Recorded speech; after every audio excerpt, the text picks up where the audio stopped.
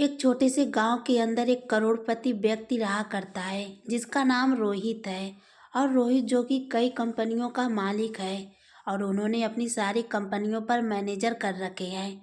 जो मैनेजर पूरा लेखा जोखा उसे घर पर ही दिखा दिया करता है। यानी कि रुपए पैसों को उसके पास कोई भी दिक्कत नहीं है। अच्छी तरह से उसका समय व्यतीत हो रहा है। वह घर पर अपने परिवार के साथ रहा करता है। उसका एक लड़का है, उसकी उम्र लगभग 17-18 साल है। एक दिन सुबह सुबह वह अपने घर के गार्डन में बैठकर अखबार पढ़ रहा था और साथ में चाय भी पी रहा था। तभी अचानक से उसके बेटे का एक दोस्त उससे मिलने के लिए आता है। रोहित बैठा बैठा अपने बेटे और उसके दोस्त को देख रहा था और देखने के बाद उसे अपने दोस्त की याद आ जाती है। उसके बाद जो रोहित होता है वह अपने दोस्त से मिलने का फैसला करता है और घर के अंदर जाकर अपनी पत्नी से सामान पैक करने के लिए कहने लगता है कि हमें अपने दोस्त से मिलने के लिए जाना है। तो उसकी पत्नी उससे पूछने लगती है कि कौन सा दोस्त और किससे तुम मिलने जा रहे हो। तो वह कह देता है कि मैं अपने दोस्त जगमोहन से मिलने के लिए जा रहा हूँ। इस नाम को सुनते ही उसकी पत्नी एकदम से इस बात के लिए तैयार हो जाती है और कहने लगती है कि ठीक है, मैं सामान पैक कर लेती हूँ और हम दोनों साथ चलेंगे। उसने मिलने के लिए पत्नी सामान पैक करने लगती है। लेकिन तभी जो रोहित होता है वह बाहर आता है और बाहर आकर अपने बेटे से भी तैयार होने के लिए कहने लगता है। या बेटा पूछता है कि पिताजी, हम कहाँ जा रहे हैं। तो वह कहता है कि एक खास आदमी है और उससे तुम्हें मिलाना है। इस बात को सुनकर बेटा कहने लगता है कि पिताजी आप चले जाओ। लेकिन पिताजी कहते हैं कि नहीं बेटा, तुम्हारा उससे मिलना बहुत ज़रूरी है। इसके बाद बेटा भी अपने पिता के साथ जाने के लिए तैयार हो जाता है और सभी लोग तैयार होकर वहाँ से निकलने लगते हैं। धीरे धीरे सफ़र तय होता है और सफ़र तय होने के बाद वह लोग सीधा बिहार पहुँच जाते हैं। अब बिहार आने के बाद जो रोहित नाम का व्यक्ति होता है वह वहीं के एक नज़दीकी बैंक में जाता है और बैंक से लगभग 13 से 14 लाख रुपए निकाल लेता है। कार में बैठने के बाद इस सफ़र को दोबारा से तय करने लगता है। अब जैसे ही बेटा देखता है कि पिताजी ने ढेर सारे पैसे निकाले हैं तो वह उससे पूछने लगता है कि पिताजी, आपने इतने सारे पैसे क्यों निकाले हैं। इस बात को सुनकर पिता मुस्कुराने लगता है और कहने लगता है कि बेटा, इन पैसों की ज़रूरत है। किसी का मुंह पर कर्ज है और उस कर्ज को मुझे चुकाना है। अब यह बात बेटे को बिल्कुल भी हजम नहीं होती है क्योंकि उसके पिता काफ़ी पैसे वाले थे, तो उनके ऊपर किसी का भी कर्ज होना नामुमकिन था। तो वह कहने लगता है कि पिताजी, आप क्यों मेरी टांग खिंचाई कर रहे हो। उसके ऊपर भला किसका कर्ज है। तो वह कहने लगता है कि ठीक है बेटा, अगर ऐसी बात है तो मैं तुम्हें एक छोटी सी कहानी सुनाता हूँ। उस कहानी को सुनने के बाद बताना कि मुझ पर कर्ज है या नहीं। तो बेटा भी इस कहानी को सुनने के लिए उत्साहित हो जाता है और माँ इस बात को देखकर समझ गई थी कि अब उसके पति अपने बेटे को कौन सी कहानी सुनाना चाहता है। तो इसी वजह से गाड़ी में बैठी बैठी वह मुस्कुराती रहती है और पिता अपने बेटे को कहानी सुनाने लगता है। वह कहता है कि बेटा बेटा यह कहानी लगभग 8-9 साल पुरानी है। दरअसल हम लोग बिहार के अंदर रहा करते थे और मेरी शादी होने वाली थी। लेकिन मेरा एक दोस्त था जिसका नाम था जगमोहन। जगमोहन की पहली शादी हो चुकी थी और उसको 2 बच्चे भी थे, एक लड़का और एक लड़की। बड़ा लड़का था और छोटी लड़की थी। वैसे तो मेरा नाम रोहित है, लेकिन मेरे दोस्त जगमोहन और उसकी पत्नी मुझे प्यार से प्यारे प्यारे ही कहा करते थे और मुझे छोटे भाई की तरह प्यार दिया करते थे। सब कुछ अच्छी तरह से चल रहा था।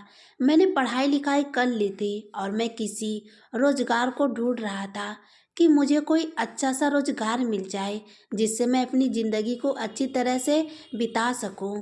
उसी दौरान हमारे अड़ोस पड़ोस वाले मेरी शादी की चिंता करने लगते हैं क्योंकि मेरे माता पिता तो मुझे बचपन से ही छोड़ चले गए थे और उसके बाद से मैं इधर से उधर अड़ोस पड़ोसियों के यहाँ टाइम बिताया करता था।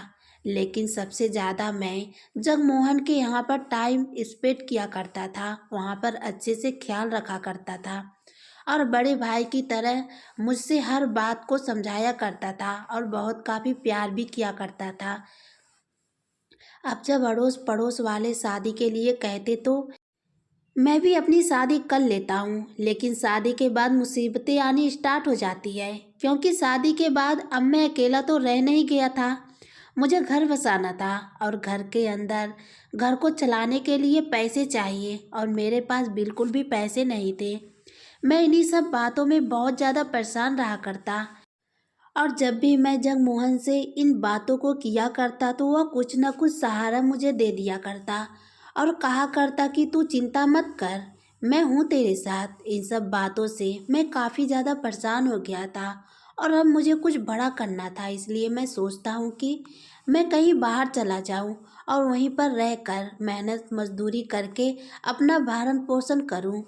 मैं बाहर जाना चाहता था, लेकिन बाहर जाने के लिए भी पैसे लगते हैं और मेरे पास बिल्कुल भी पैसे नहीं थे। इसके बाद लगभग कुछ साल बाद मैं अपने दोस्त जगमोहन के पास जाता हूँ, वहाँ पर उसकी पत्नी भी बैठी हुई थी और वह दोनों पति पत्नी एक दूसरे से बातें करने लगते हैं। बातों ही बातों में मैं उनसे बता देता हूँ कि मुझे बाहर जाना है और बाहर जाने के लिए मुझे कुछ पैसों का इंतज़ाम करना है। मैं उनसे कहता हूँ कि यार ऐसा कर, मेरी ज़मीन को बेच दे और उससे मुझे जो भी पैसे मिलेंगे उन पैसों से मैं अपना रोजगार चला लूँगा। लेकिन तभी जगमोहन और उसकी पत्नी कहने लगते हैं कि अरे ऐसी कौन सी बात हो गई जो तू जमीन को बेचने की बात कर रहा है, और वैसे भी उस टाइम पर जमीनों का इतना भाव नहीं था, जमीनों को लेकर भी राजी नहीं था। तो इसी वजह से वह लोग कहने लगते हैं कि तू चिंता मत करो, तुम कितने पैसे चाहिए।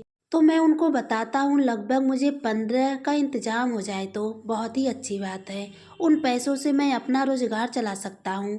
इसके बाद वह अपनी पत्नी के कुछ जेवर उसके पास रखे हुए थे, उन जेवर को लेकर एक सुनार के पास जाता है और वहाँ से लगभग 14-15 हज़ार रुपये का इंतज़ाम कर लेता है और गिरवी रख देता है और उन्हीं पैसों से उसे मिलते हैं। उन पैसों को लेकर मेरे हाथ में थमा देता है।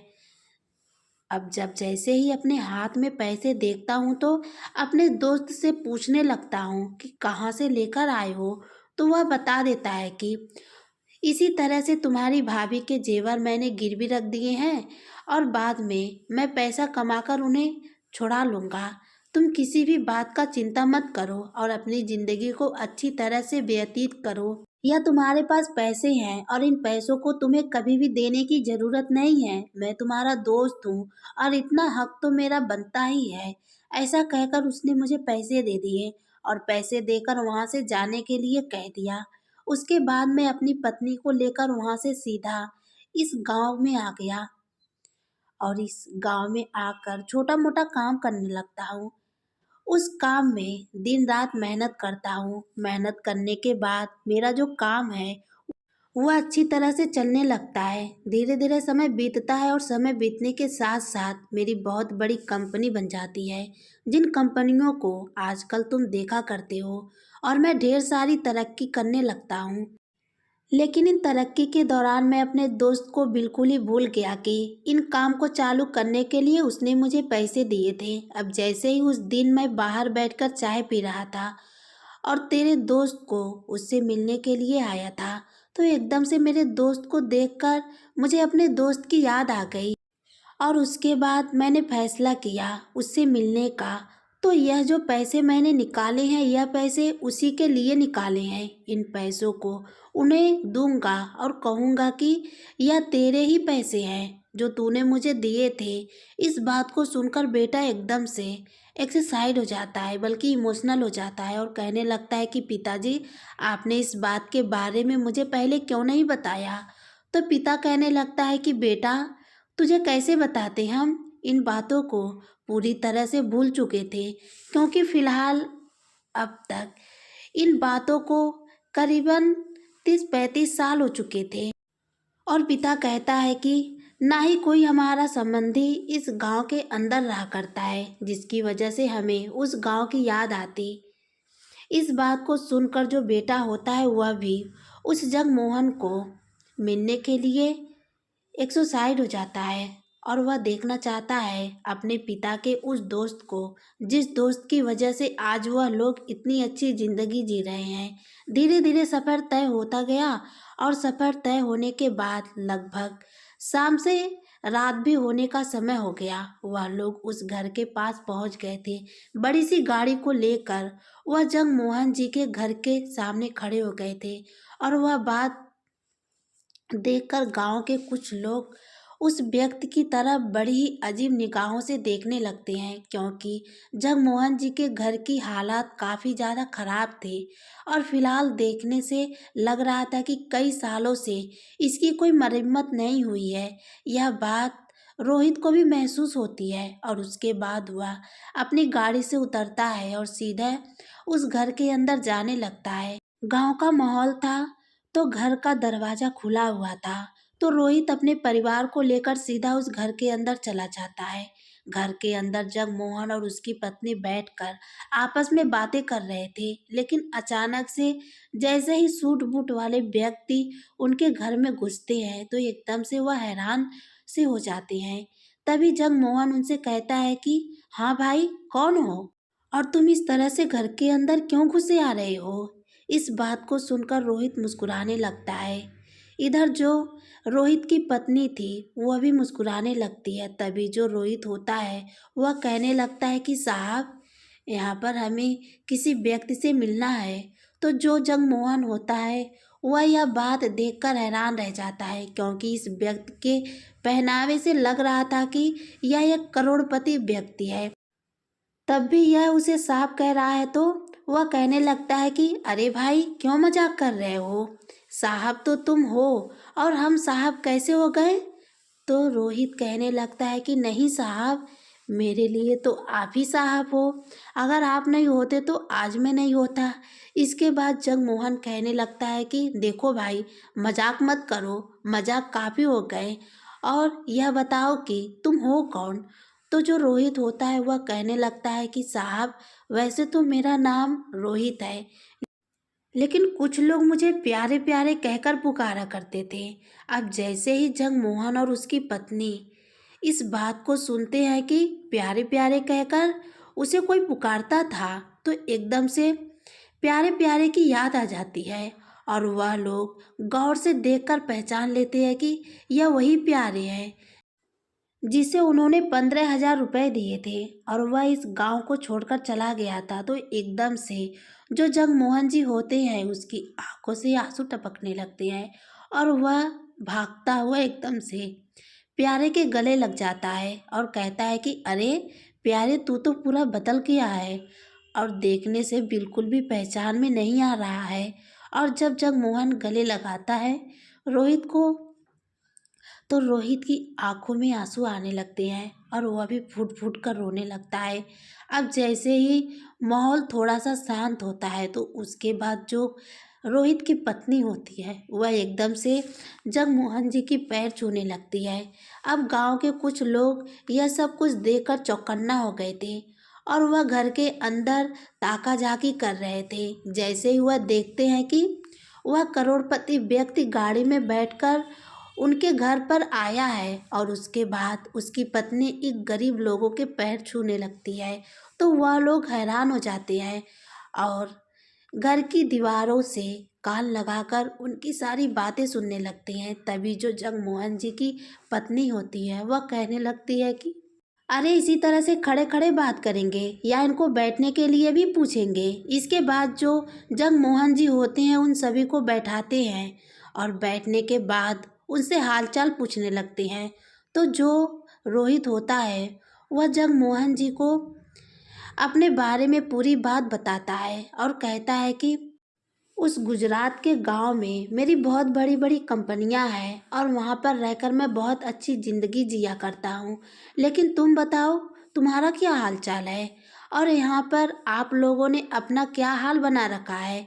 इस बात को सुनकर जगमोहन और उसकी पत्नी एकदम से खामोश हो जाते हैं और उनके चेहरे पर मासूमियत साफ साफ दिखाई देने लगती है। तभी जो रोहित होता है वह जगमोहन का हाथ अपने हाथ पर रखता है और कहता है कि दोस्त, तू बेशक से मेरा दोस्त है, लेकिन तू मेरे लिए बड़े भाई से कम नहीं है। क्योंकि शायद अगर तू मेरी उस टाइम पर मदद नहीं किया करता तो मैं इतना बड़ा व्यापारी नहीं बन पाता और मेरे इतने बड़े बिजनेस भी नहीं हो पाते। अगर तुम्हें कैसी भी कोई भी समस्या हो तो तुम मुझे बेझिझक होकर मुझे बता सकते हो।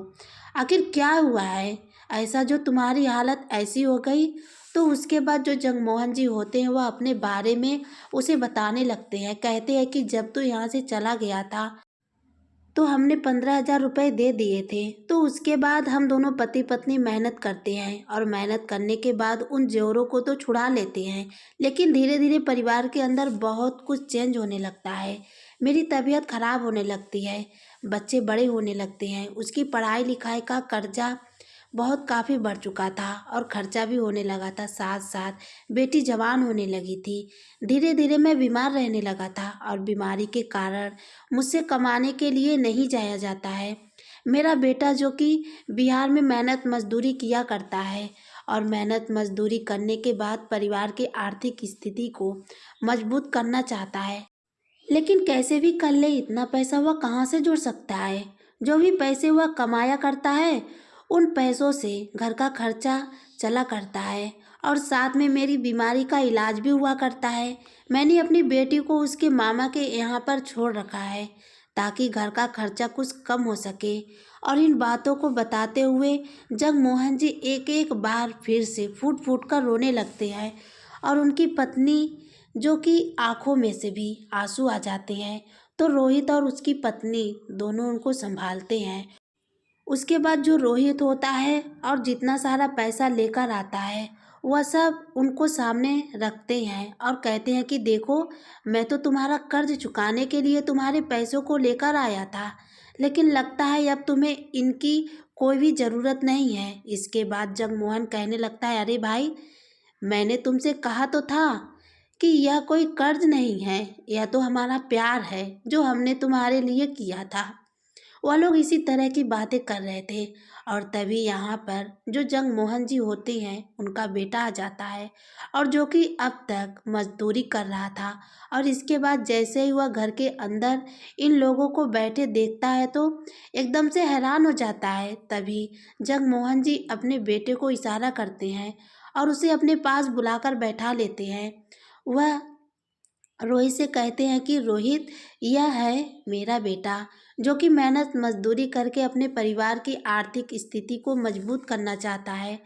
तो रोहित जगमोहन जी के बेटे से पूछने लगता है कि बेटा, तुम क्या किया करते हो। तो वह कहता है कि अंकल जी, पढ़ाई लिखाई तो की थी, लेकिन परिवार की कंडीशनल की वजह से मुझे मेहनत करना ही अच्छा लगता है, तो मैं मेहनत मजदूरी किया करता था और साथ में जॉब की तैयारी भी कर रहा हूँ। इस बात को सुनकर रोहित उसे शाबाशी देता है और कहता है कि बेटा, मेहनत करते रहो, मेहनत का फल हमेशा मीठा होता है। जो कि जगमोहन का बेटा होता है वह अपने पिता से इन सभी चीज़ों के बारे में पूछना चाहता है कि यह लोग कौन है और यहाँ पर क्या करने के लिए आए हैं और क्या कह रहे हैं।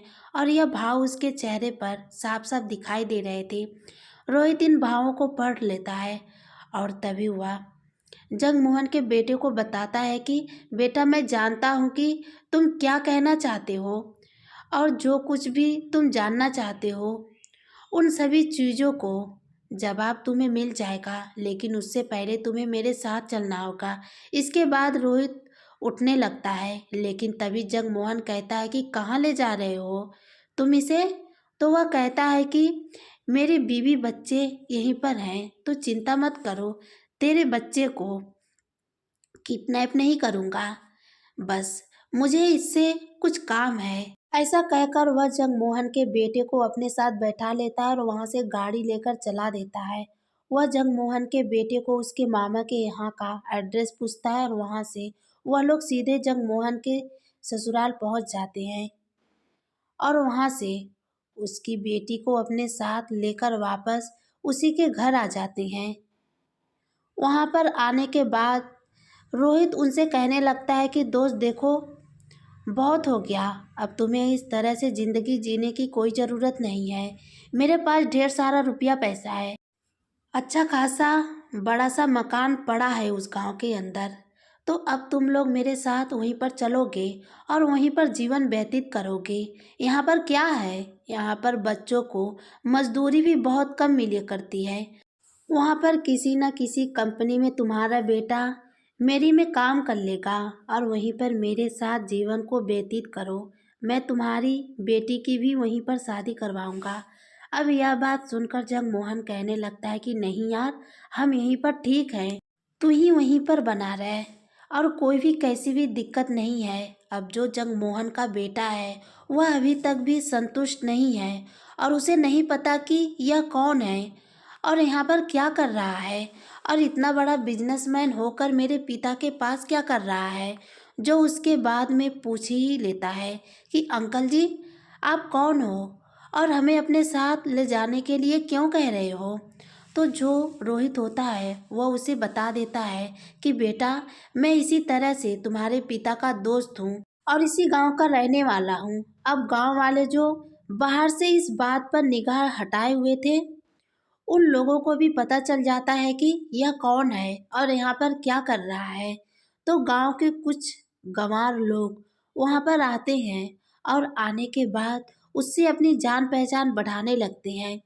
रोहित इन सभी बातों को समझ गया था और वह कहने लगता है कि ठीक है, आप जो भी कह रहे हो वह सभी बातें ठीक है, लेकिन फिलहाल मुझे अपने दोस्त को अपने साथ ले जाना है। तो रोहित का दोस्त जगमोहन कहने लगता है कि भाई, अभी तो रात हो गई है, कल सुबह देखते हैं। आज रात तुम यहीं पर रुको और कल सुबह देखते हैं कि क्या होना है। ऐसा कहकर जगमोहन रोहित के परिवार और रोहित को वहीं पर रोक लेता है और रात भर वो आपस में एक दूसरे से बातें करते रहते हैं। रात भर में उन लोगों ने तय कर लिया था कि वह लोग वहीं पर जाएंगे और वहीं पर अपनी आगे की जिंदगी बिताएंगे। दूसरे दिन सुबह सुबह जो रोहित होता है पूरे परिवार को लेकर वहाँ से अपने गांव के लिए निकल जाता है और वहीं पर उन्हें आदर सम्मान के साथ रखने लगता है।